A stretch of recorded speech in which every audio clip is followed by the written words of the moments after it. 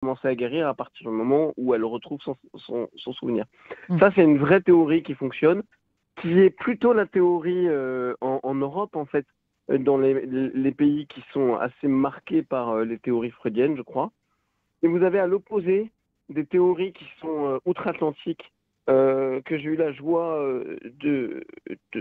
d'étudier avec le professeur Laurence, notamment de l'Université Concordia au Québec, et puis avec les fondateurs de cette théorie à Philadelphie, et qui est la théorie un petit peu des faux souvenirs induits. C'est-à-dire que c'est la théorie inverse en disant plus le traumatisme est fort, plus la personne va s'en souvenir. Et si la personne ne s'en souvient pas, et qu'elle le découvre au cours d'une thérapie, c'est peut-être justement que c'est une thérapie un peu déviante, qui est de nature à créer des faux souvenirs ou à implanter des faux souvenirs. Ça peut arriver aussi, ça. Et en fait, c'est vrai qu'il y a moi j'ai vu vraiment, dans le débat judiciaire, j'ai vu un petit peu ces deux théories s'affronter. D'accord.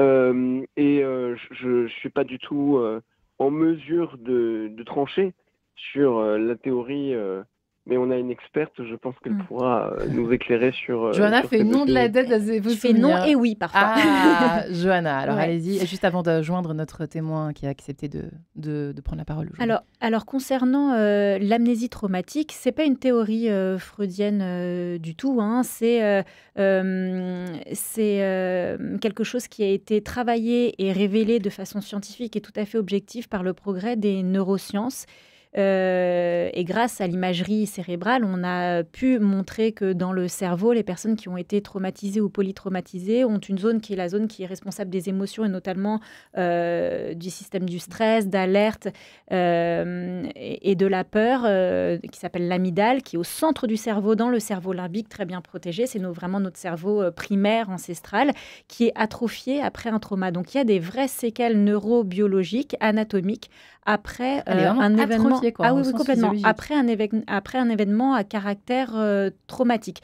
Si vous voulez, je vous explique maintenant comment ça se passe l'amnésie traumatique ou tout à l'heure. C'est comme peut-être juste après, effectivement. Voilà, c'est juste. Voilà, donc ça, c'est pas une théorie, c'est un fait neurobiologique. La mémoire se coupe. Il peut y avoir un court-circuit lié à la peur ressentie lors d'un événement à caractère traumatique. Donc c'est pas une théorie psychologique, ce sont les sciences. Concernant la théorie des faux souvenirs, il n'y a rien qui prouve que cette théorie existe. Il n'y a aucune étude qui prouve que le faux souvenir existe. On peut induire des faux souvenirs.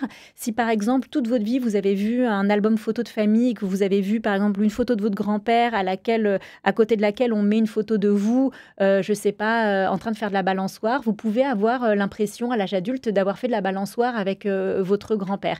Mais cette fausse théorie du faux souvenir, elle a surtout été mise en lumière lors du procès d'Outreau, où on a laissé penser que ces enfants avaient inventé complètement les viols qu'ils avaient subis. C'est vraiment mal connaître les mécanismes de psychotrauma et de tout ce qu'induit les violences sexuelles faites aux enfants. Ce qui est à retenir, par exemple, dans ce procès, plus que la théorie du faux souvenir dont les avocats de la défense se sont servis, c'est plutôt la suggestibilité des enfants. C'est qu'un enfant, on peut lui suggérer des réponses et en fonction de la façon dont on s'adresse à lui, l'orientation des questions, on arrive à obtenir plus ou moins des réponses qui corroborent avec ce qu'on aimerait entendre de lui. Alors, merci pour ces précisions, ce début d'émission, Johanna Rosenblum. Merci Vincent Lamandière. Et puis enfin, nous sommes en ligne avec Jeanne. Bonjour Jeanne. Jeanne est avec nous. Bonjour. Bonjour Jeanne. Merci d'avoir accepté cette invitation. Effectivement, autour de l'amnésie traumatique dont vous avez été victime, dont vous êtes victime. Comment est-ce qu'on dit ça Racontez-nous un petit peu en 2 mots, Jeanne, pour commencer. Je suis victime d'amnésie traumatique. Alors, il y a des événements, je me souviens très bien. Mais il y a des événements, effectivement, qui étaient complètement effacés par mon cerveau et je travaille justement ça en thérapie. Ouais. Donc, on peut vous demander de quoi, pardonnez-nous, de vous poser la question au début de l'émission, mais c'est lié à un traumatisme d'ordre sexuel, d'ordre de physique, de quel ordre exactement ? Justement, on parlait vécu? de polytraumatisme, Ouais, c'est mon cas en fait, parce que j'ai été victime de violences, ouais. mais pas seulement de violences sexistes et sexuelles, de viols, de tortures et aussi de tentatives d'homicide. Voilà, donc c'est c'est assez complet au niveau du traumatisme, donc forcément ça crée en fait des zones d'ombre, Mm. parce que le cerveau a beaucoup de mal à ingérer tout ça. Voilà, Mm. donc, Et vous l'avez découvert à quel moment finalement? En pleine thérapie de votre côté? Levé. Voilà, comment ça s'est révélé à votre conscience? Alors en thérapie, parce que je fais de l'EMDR, donc c'est une thérapie qui a d'abord été utilisée pour, je crois, des vétérans de la guerre, etc., qui consiste à faire des petits mouvements avec les yeux et ensuite de replonger dans la mémoire traumatique, mais aussi à la lecture du dossier, c'est-à-dire qu'il y a des éléments dans le dossier qui sont des photographies, des extraits de conversations, des témoignages, etc., qui au final, moi, je m'en souviens plus.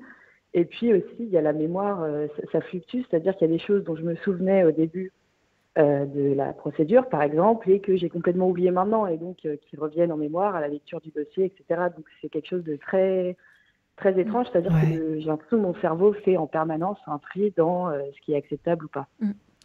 Je crois que c'était Flavie Flament qui avait dit, longtemps après hein, s'être souvenue qu'elle avait été violée pendant des années par le photographe David Hamilton, qui est maintenant décédé. Votre cerveau, dit-elle, oublie ce qui est insoutenable. Mm. Johanna Rosenbaum, Oui, c'est ça, Johanna? c'est exactement ça. En fait, l'amnésie traumatique, c'est un mécanisme de défense.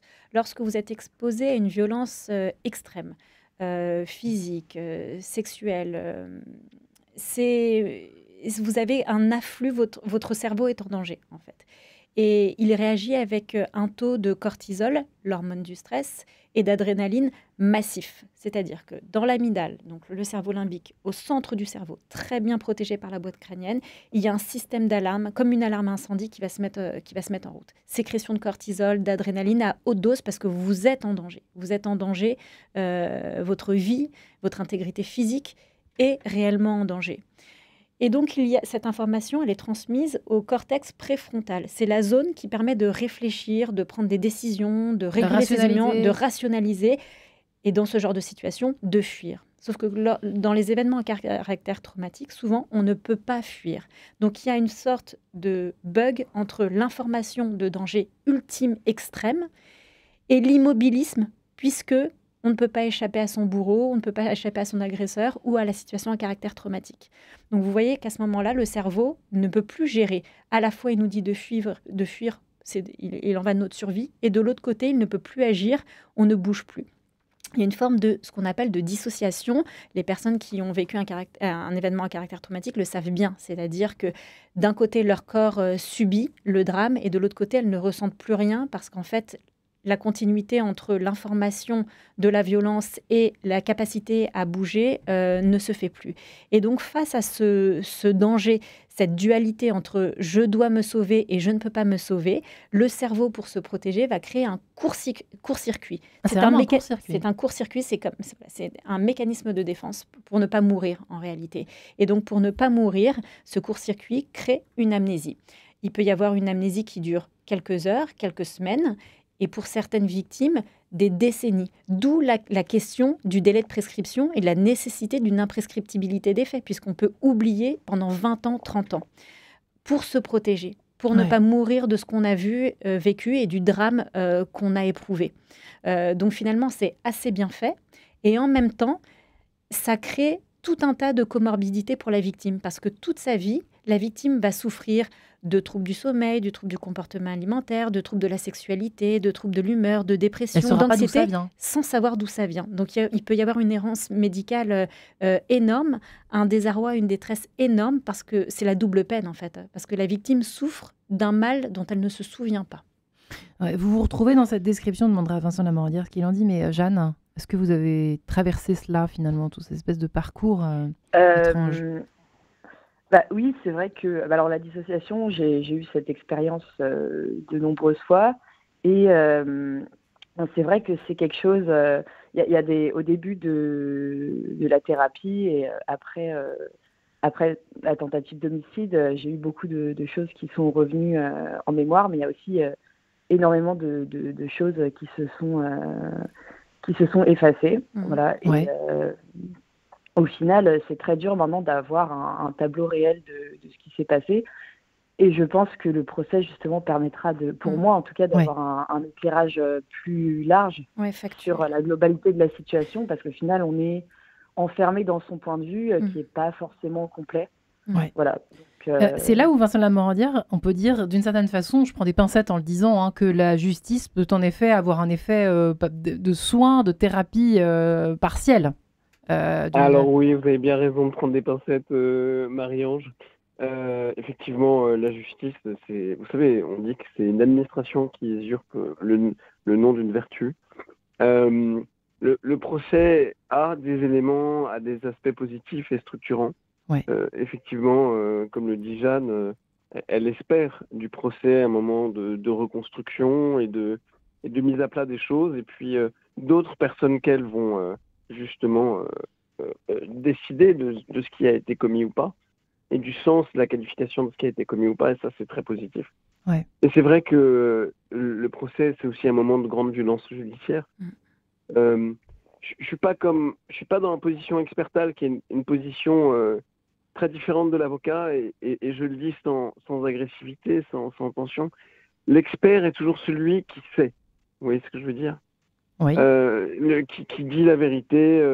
Et d'ailleurs, par exemple, sur la question d'imprescriptibilité, je vois l'intérêt de ce qu'a dit votre expert tout à l'heure, mais l'avocat est plutôt quelqu'un qui cherche la vérité dans le débat et qui, en fait, sait que la vérité du procès, en fait, peut fonctionner à partir du moment où il y a un débat qui fonctionne. Et ce débat, il est violent, en fait. Et parfois, les victimes, même comme les auteurs, en fait, dans le procès, ne peuvent pas accepter le point de vue de l'autre. Et ils considèrent que soutenir un argument, soutenir un autre point de vue que le sien, etc., c'est quelque chose d'insupportable.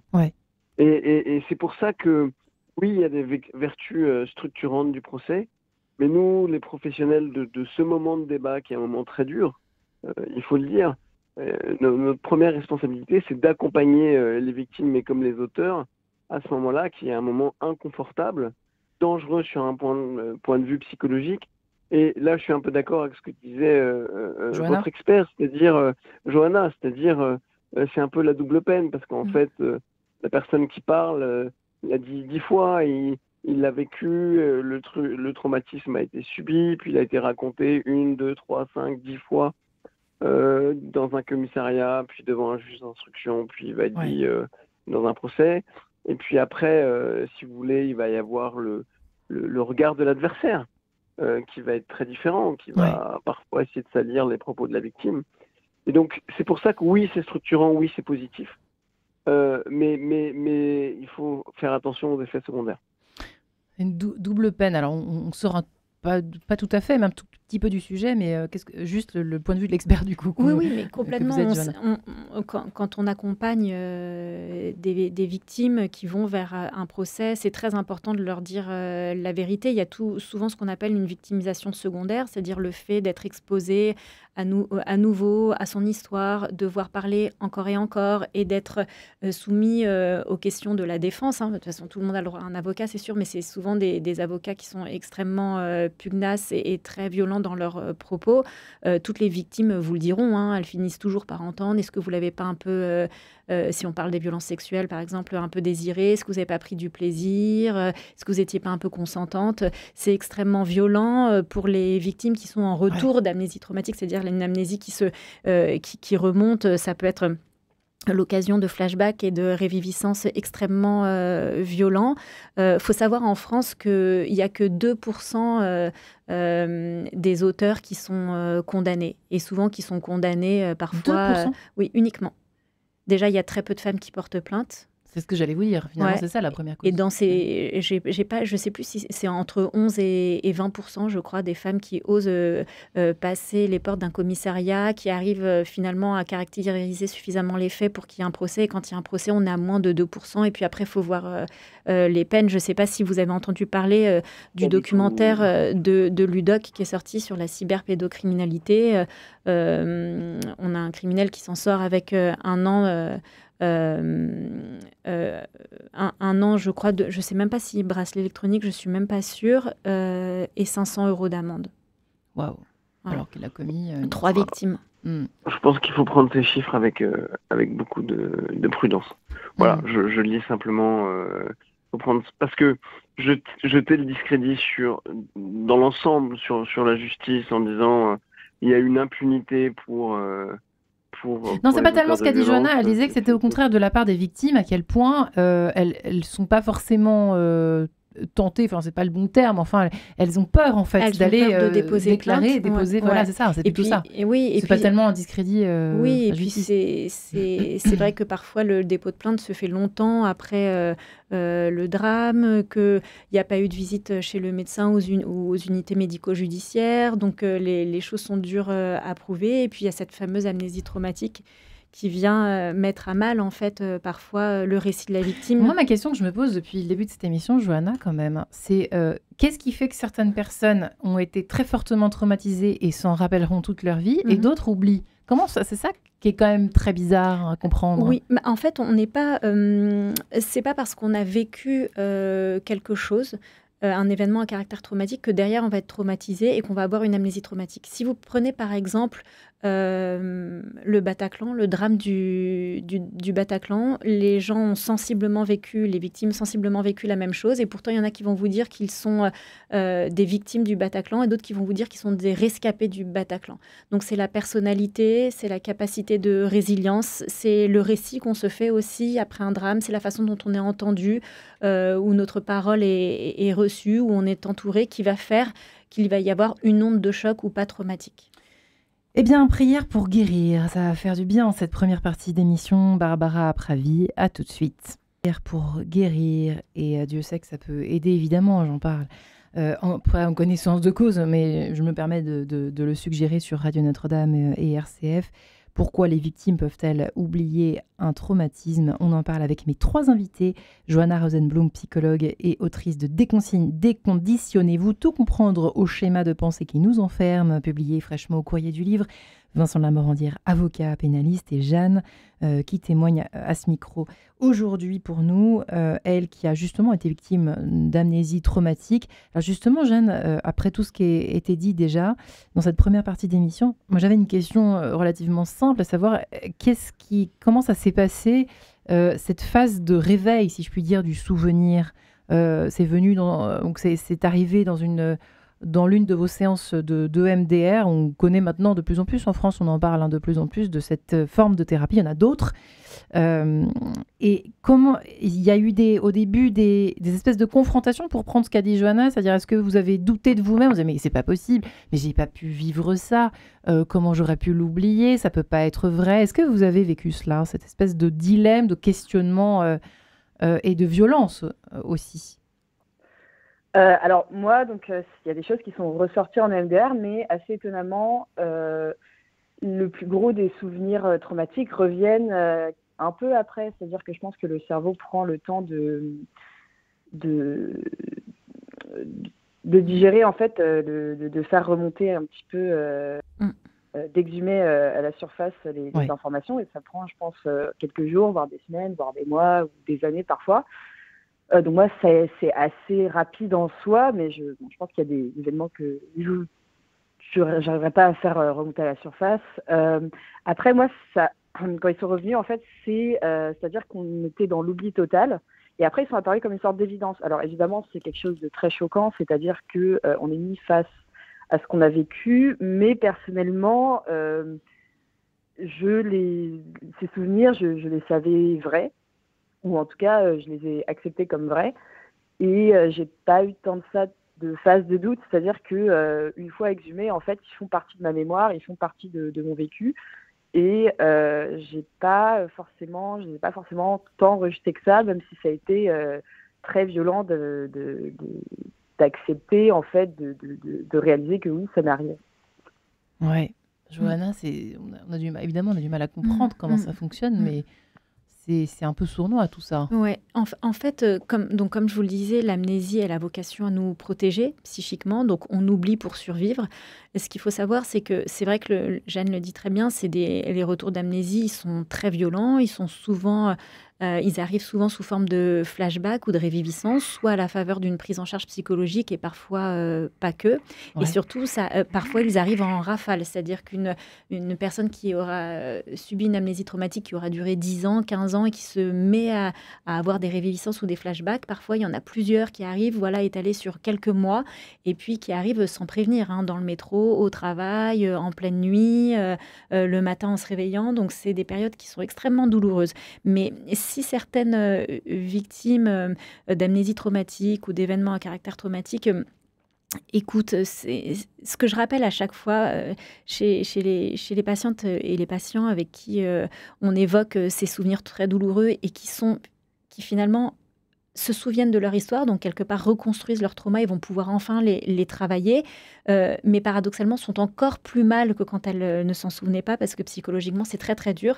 Ce que je voudrais dire, c'est que la mémoire fait remonter ses souvenirs à ce moment-là, et c'est pas pour rien. C'est que quelque part, c'est le début d'une reconstruction possible, puisque la mémoire, si elle refait remonter ses souvenirs enfouis, congelés depuis des années, c'est qu'elle est capable de s'y confronter à ce moment-là. Alors c'est très violent pour les victimes parce qu'elles n'y sont pas préparées et qu'elles n'ont pas toutes ces explications.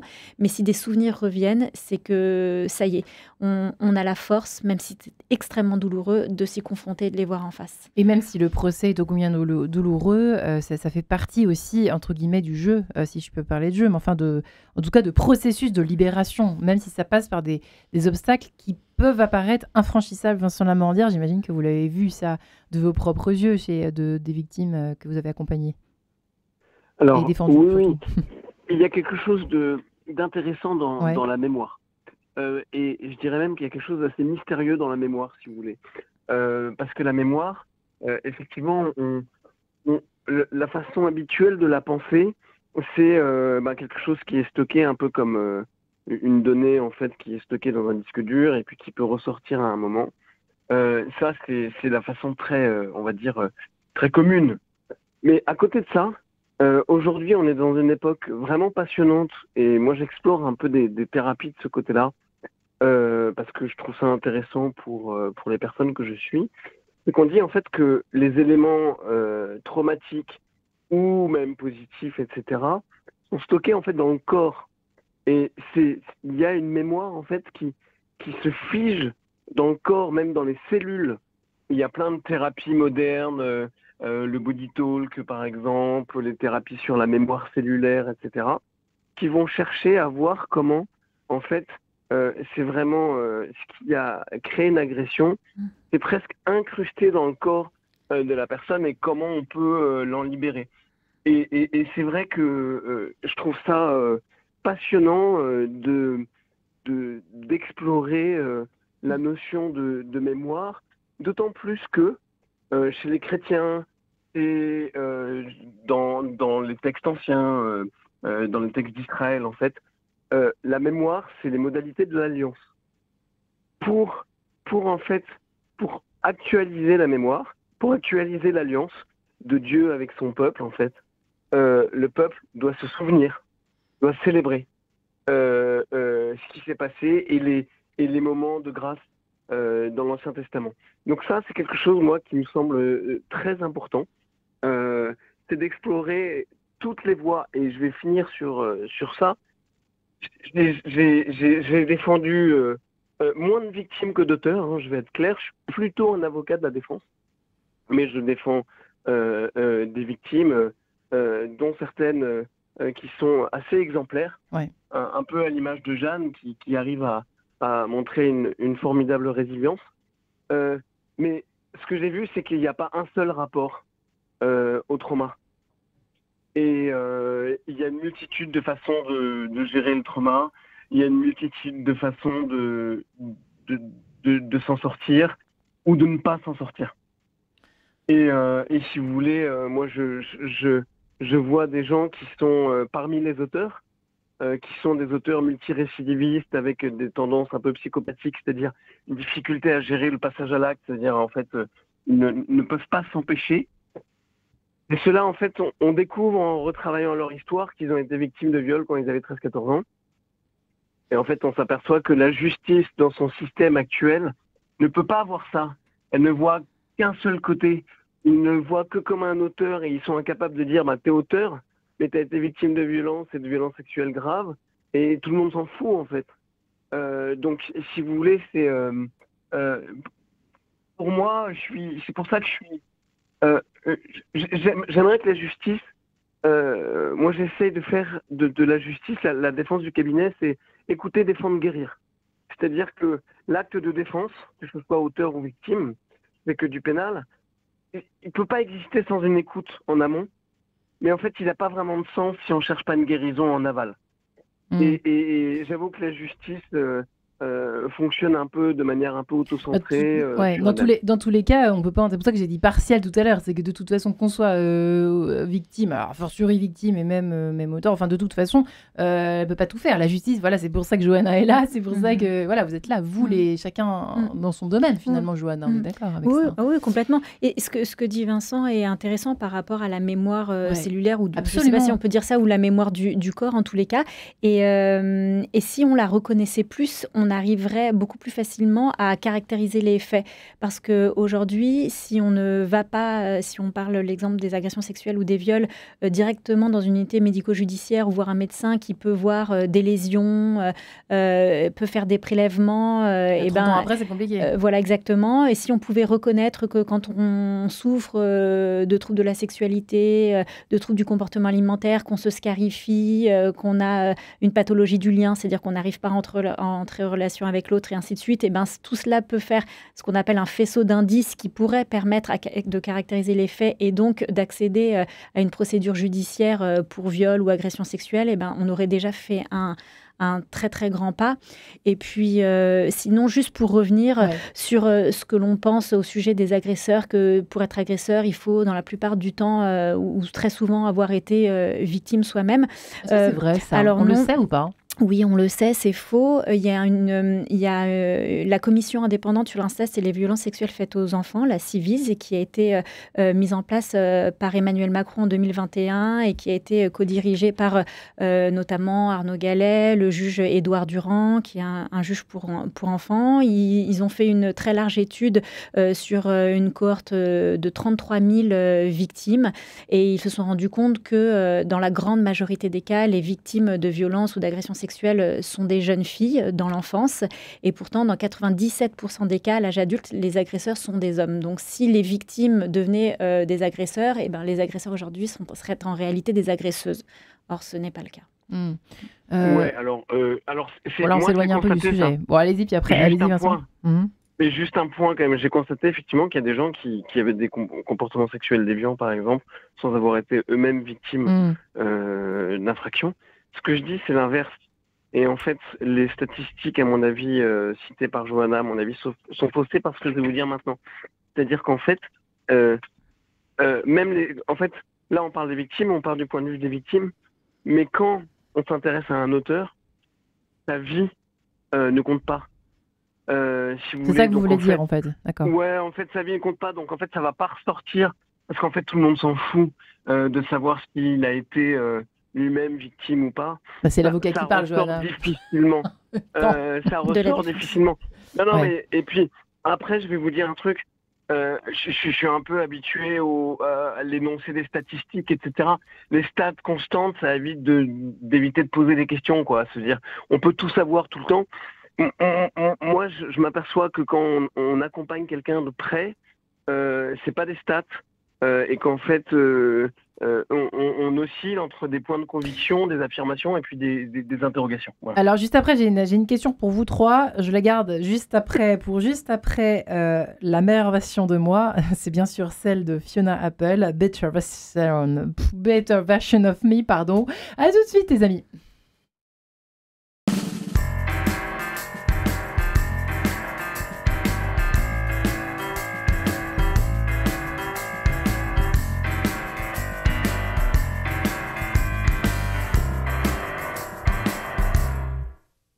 nickel drop when I was on my way beyond the Rubicon. What did I do? And of the games that I can handle, none of one's worth a candle. What should I do? I'm a frightened, fickle person, fighting, crying, kicking, cursing. What should I do? Oh, after all the folder rolling, hauling over coal stops, what will I do? Can't take a good day without a bad one. Don't feel just a smile till I had one. Where did I learn? I make a fuss about a little thing. The rhyme is losing to the riddling. Where's the turn? I don't wanna home everyone that home is where my habits have a habitat. Why give it turn? Oh, after all the folder rolling, hauling over coal stops, what did I learn? I'm likely to miss the maven if I stop to cry or complain again. So I will keep a deliberate pace. Let the damn breeze dry my face.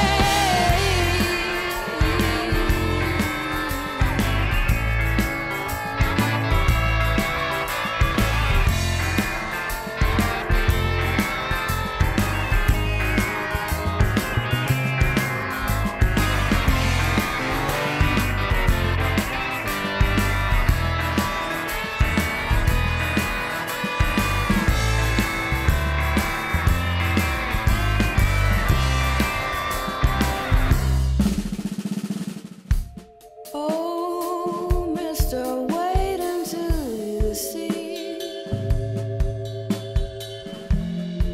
what I'm gonna be. I got a plan, a demand, and it just began. And if you're right, you'll agree. Here's coming a better version of me. Here it comes, a better version of me. Here it comes, a better version of me. Et nous voilà de retour dans cette émission Quête de sens consacrée aux victimes. Peuvent-elles oublier un traumatisme? Surtout pourquoi? Pourquoi et comment ça se passe? Si vous nous écoutez depuis le début de cette émission, Johanna Rosenblum a bien expliqué cette espèce de schéma, alors qui est complexe parce que chaque victime, chaque amnésie traumatique, au fond, à chaque amnésie traumatique correspond un schéma. Si j'ai bien compris, c'est au cas par cas. Il n'y en a pas deux pareils. Vous qui êtes psychologue, qui avez écrit notamment Déconditionnez-vous, tout comprendre au schéma de pensée qui nous enferme au courrier du livre et qui accompagnait justement de nombreuses victimes d'amnésie traumatique. Vincent Lamorandière est avocat pénaliste à la défense, si je puis dire. Voilà, Vincent Lamorandière, mais pas que. Il s'intéresse aussi à beaucoup de formes de thérapie et à la justice restaurative d'une certaine façon. Jeanne est enfin avec nous en ligne, elle qui a vécu cette amnésie traumatique après avoir finalement réalisé sa conscience. On a pris conscience, si je puis dire, voilà, qu'elle avait subi des actes, vous nous disiez, de torture, d'agressions diverses et variées.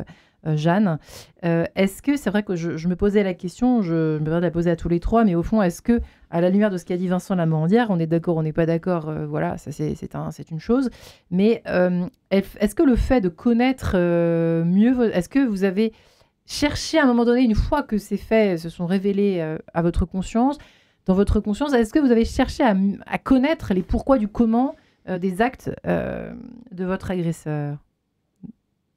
Jeanne. Alors, c'est assez amusant parce que je me suis disputée avec ma sœur hier à ce sujet, mais en fait, alors au début, c'est vrai moi, je recherchais un petit peu à comprendre pourquoi mon agresseur a agi de la sorte, qu'est-ce qui le motive. Et puis au final, j'ai très vite compris, notamment avec l'accompagnement psychologique, mais aussi l'accompagnement de mon avocat, j'ai très vite compris que ça, quelque part, il y avait une certaine... c'était impossible, en fait, de comprendre le mal et même qu'il était assez insondable. C'est-à-dire que quelqu'un agit de la sorte pour blesser un autre être humain, et il n'y a pas réellement, au final, je pense, d'explication satisfaisante. En tout cas, pour la victime, peut-être pour la justice, il y a un besoin de comprendre les motifs pour voir s'il y a une récidive, etc. Mais ça, c'est purement du domaine de la psychologie, du judiciaire. Pour la victime, pour la réparation, je pense qu'il n'y a pas forcément d'explication à rechercher pourquoi, en fait, quelqu'un fait ces actes-là, parce que si on essaye de comprendre, il y a aussi la possibilité du pardon, du travail sur ça, et je pense que c'est une charge mentale que moi j'ai pas envie d'avoir. Et puis surtout, c'est possible en fait de se remettre d'événements traumatiques sans pour autant avoir l'explication de pourquoi. C'est-à-dire que, disons, on est victime d'un incendie, d'un tremblement de terre, je pense qu'au final, le but c'est surtout de se remettre à marcher, c'est pas forcément de savoir qui a jeté la cigarette dans la forêt. Oui, on est d'accord. On est d'accord. Chercher le pourquoi du coupable, ça va un peu loin, mon histoire. Johanna, vous êtes d'accord ou pas ? Oui, Jeanne l'explique très bien. Dans le cas de la justice restaurative, je pense qu'il y a un vrai intérêt pour les auteurs. Surtout pour ceux qui ont un réel défaut d'empathie, qui ne tiennent absolument pas compte de la violence qu'ils ont infligée. Ça leur permet peut-être de se réhumaniser et de réaliser les vies brisées. Donc je pense que pour la prise en charge des auteurs, la justice restaurative, elle est très positive. Et comme Jeanne le dit, je vois un petit peu moins l'intérêt pour les victimes.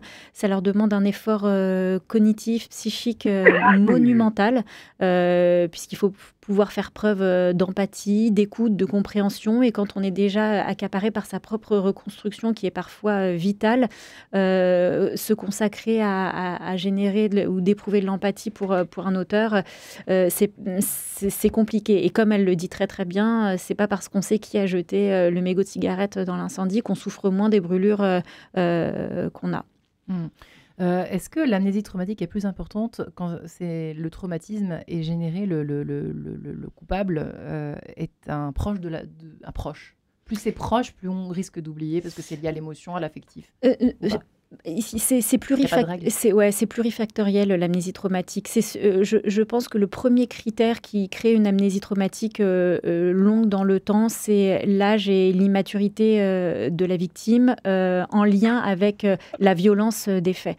Les enfants qui ont été exposés à des traumas qui ne sont pas capables de comprendre ce qui passe, et je pense notamment aux enfants victimes de violences sexuelles et d'inceste, qui ne connaissent absolument rien et qui ne comprennent absolument rien à ce qui se passe, c'est encore plus violent, encore plus abrasif que quand on est un adulte et qu'on peut soit directement parler, soit directement demander de l'aide, du soin.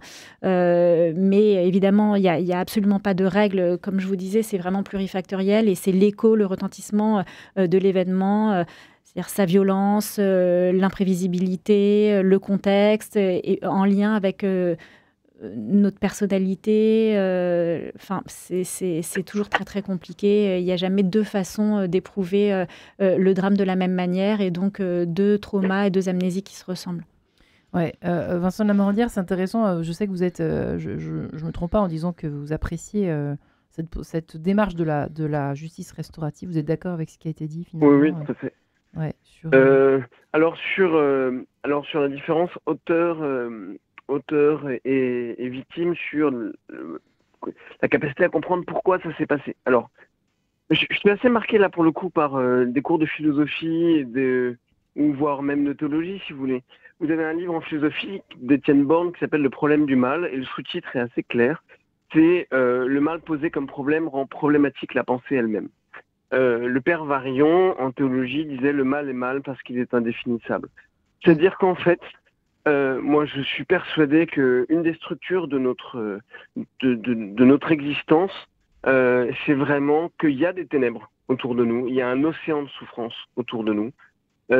Certains sont plus dedans, d'autres semblent un peu plus épargnés par cet océan de souffrance, et que sonder les ténèbres, ça ne sert pas toujours à grand-chose. Parce qu'en fait, c'est un puits sans fond. Mais par contre, là, il y a le prologue de Saint Jean qui, à mon avis, a beaucoup de sens sur ce point-là, c'est-à-dire la lumière brillait dans les ténèbres, et les ténèbres ne l'ont pas arrêté. Et en fait, nous, quand on défend, quand on reçoit quelqu'un, etc., on constate ça. C'est-à-dire, on constate que vous avez un océan de souffrance, vous avez des ténèbres, vous avez des choses qui sont injustifiées, injustifiables. On ne peut pas justifier, mais qu'il faut arriver à ne pas souffler la bougie. Parce qu'en fait, chercher pourquoi il a fait ça, par certains côtés, c'est presque indifférent. S'il l'a fait, il n'y a pas quelqu'un qui a tué quelqu'un d'autre ou quelqu'un qui a et Jeanne le disait de manière très juste, en fait. Sur cette belle image de l'incendie, tu as subi un incendie, on se moque de savoir qui a jeté. Ça, c'est un souci de la justice. C'est pas un souci de la restauration. Ouais, c'est hors sujet, quoi. On est d'accord. Ouais. Jeanne, est-ce que beaucoup d'énergie là-dedans. Est-ce que effectivement, Jeanne, de ce côté, alors du côté de votre réparation à vous, finalement, de votre résilience, vous vous sentez finalement un peu maintenant que vous avez dit qu'il y avait encore des parts d'amnésie dans votre tête, enfin dans votre esprit, il y a encore des parts. Est-ce que vous avez peur, par exemple, que la suite de tous les faits, les pires qui vous ont été infligés il y a longtemps, reviennent, elles, à leur tour? Ou est-ce que vous êtes en résilience et alors c'est OK, vous êtes OK avec ça? Alors, je pense que en soi, là, j'ai beaucoup travaillé sur moi, j'ai eu beaucoup d'aide de la part de diverses personnes. Sur le point de vue thérapeutique, j'ai des amis qui me soutiennent, j'ai du soutien au niveau aussi de la procédure. Voilà. Je remercie d'ailleurs toutes ces personnes qui m'aident et qui, justement, sans elles, je pense que je ne serais pas arrivée à reprendre des études, à faire des choses comme ça.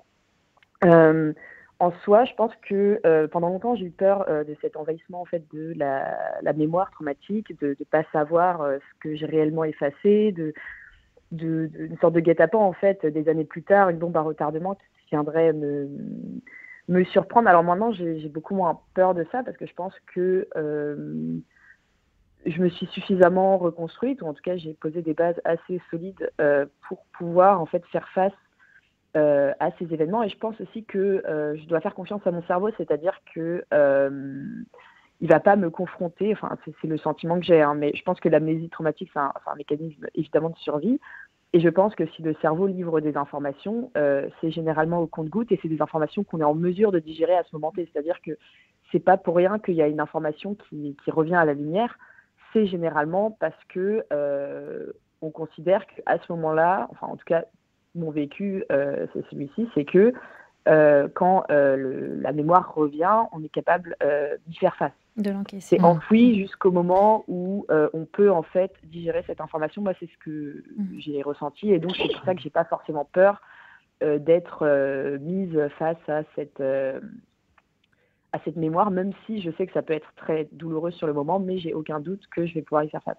Et la nuit, vos nuits sont comment? Pardonnez-moi de vous poser cette question, c'est-à-dire parce qu'on dit que souvent la nuit, tout revient, même nous, enfin quand on n'a pas forcément vécu de très très graves traumatismes, la nuit, on sait que le cerveau fait parfois un peu ce qu'il veut, quoi. Mais est-ce que justement il y a des moments encore où vous avez peur, où vous êtes angoissé, où vous vous réveillez brutalement, etc. Alors les nuits, au début c'était justement la mémoire revenait pendant la nuit.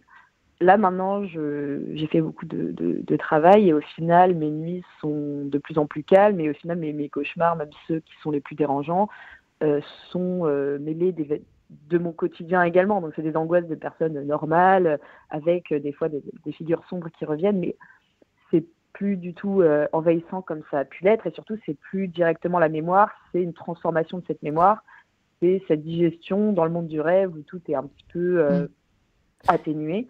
Mais par contre, c'est vrai que encore aujourd'hui, j'ai des reviviscences, c'est-à-dire que mon corps, on parlait de la mémoire cellulaire, Vincent de la Morandière parlait de la mémoire du corps, et c'est vrai que moi, c'est quelque chose qui me touche, c'est que encore aujourd'hui, j'ai mon corps qui revit en fait l'événement, et récemment, une amie à moi a dû appeler les pompiers pour gérer cette situation, parce que j'étais complètement dans la mémoire traumatique, et les pompiers étaient assez désemparés parce que c'est quelque chose de très compliqué à gérer de l'extérieur et même de l'intérieur. Et puis vous avez des cicatrices en plus qui vous le rappellent, j'imagine, enfin, même si vous n'êtes pas là pour... Oui, tout à fait. Imaginez une bonne dizaine de cicatrices et vous avez le compte. Johanna, oui. effectivement, ce qu'on disait tout à l'heure, savoir qu'il faut se faire confiance, au disait Jeanne, confiance au fond. En fait, c'est un peu le résumé. Oui, Jeanne l'explique très bien. Les souvenirs qui remontent, aussi douloureux et difficiles soient-ils, ils remontent parce qu'on est capable d'y faire face et de s'y confronter. Ça, c'est une réalité. Et une fois que le trauma est reconstruit, que le souvenir est là, il n'empêche que des troubles subsistent et le corps est de toute façon marqué. Donc voilà, il y a des troubles qui resteront toute la vie. Il y a même certaines victimes qui disent avoir des troubles et des difficultés à respirer, des complications pulmonaires parce qu'elles respirent encore comme quand elles ont été abusées. Il y a plein de témoignages qui vont dans ce sens-là. Donc il faut continuer à prendre soin de soi toute sa vie et être extrêmement bienveillant face aux symptômes qu'on peut avoir même des années après. Et ne pas rester seul, hein. Ça, c'est pas évident, mais je pense que on a peut-être raison de le repréciser, de le préciser si des auditeurs ou des auditrices tombent par hasard sur cette émission et commencent à vivre ce genre de processus. Voilà, l'amnésie traumatique décryptée par nos 3 invités du jour, mes 3 invités. Merci infiniment à vous, Johanna Rosenblum, psychologue. Je rappelle votre livre Déconditionnez-vous, tout comprendre au schéma de pensée qui nous enferme, aux éditions du Courrier du Livre. Vive la résilience et la liberté grâce à la révélation.